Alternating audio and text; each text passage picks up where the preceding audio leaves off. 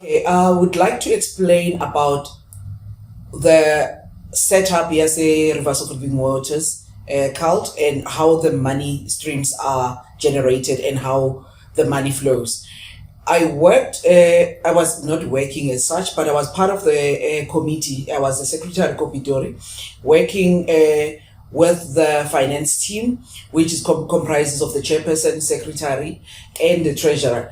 Every branch collects mini hello on Sunday. There's different kinds of offering. The different kinds of offering: key tithe, love offering, which is and then your Thanksgiving, and you've got the TV ministry, and you've got the foundation. Recently, they have the angels offering, different offerings, and all that. But then there's a foundation, Stephen ZONDO Ministries and Foundation. The Stephen ZONDO Ministries and Foundation, you get different kinds of people who are contributing on a monthly basis, or you get those who are once-off contributors, as and when, with lump sums of money. And then you get the partakers. The partakers is where the foundation, fundraising committee would focus on. And the foundation, like the fundraising committee, we were working as three ladies. It was myself, Mrs. Itumeleng Ngulela, and Austebuho Mahato, Koro Robechem. So to me was based go Everton, I was in Pretoria, and Austebuho go Robechem. So the three of us were with our other people within the branches that were helping us with fundraising. But the fundraising focused mainly on the big projects. So then the Zondo used to have a saying, we start with a zero budget.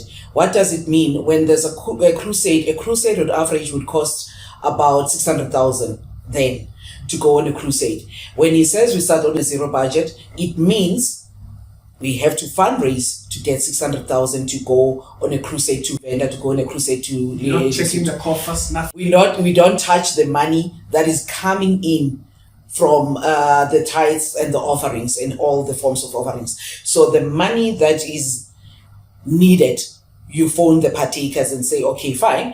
In this crusade, we're going to need, maybe the foundation needs the gifts, the blankets, whatever. So Dumi would phone the people within the foundation. So it's people that are funding it. It's not even the church. It's not even the church. It's not even the foundation that's collecting on a monthly basis. There are no records for how much is being generated or people are giving, because it's a giving. And the giving foundation is collected from the church, which is against the law. South African law. You cannot run a ministry and still collect for an NPO, a separate NPO within an NPO. So the church then, people contribute towards the foundation, but when there's a need where the foundation has to take out those gifts to the people, then the people again need to contribute so that the foundation can go buy whatever is needed.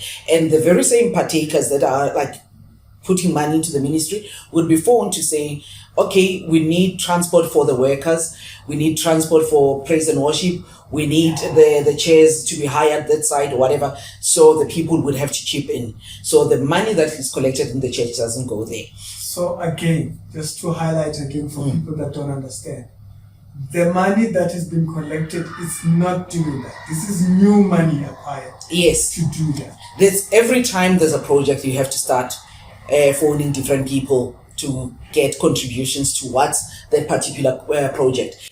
And then that is only on the crusade. But then in the offering with regards to the partakers, there's different levels. You get the birds, you get the doves, you get the eagles. The eagles give out 25, 50 and 100. That is where, and the sky is the limit. There's no a limit on how much you can give.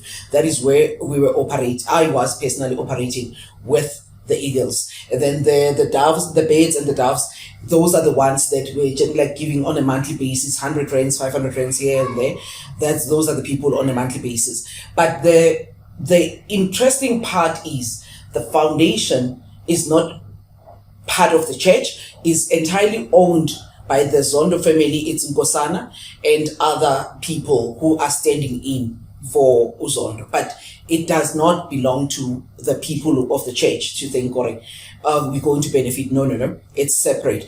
And one other thing is that I questioned the properties of the church do not belong to the church, but are registered in the foundation, which means everything belongs to Nkosana.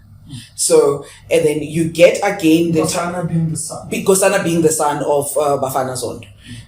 So Nkosana, everything is registered in his name. So, and that I got to understand, and when the partakers, then partakers, was Rustenburg wanted to take ownership, yeah, and a title deed where they were building a church, then Nkosana was brought in. That's the time.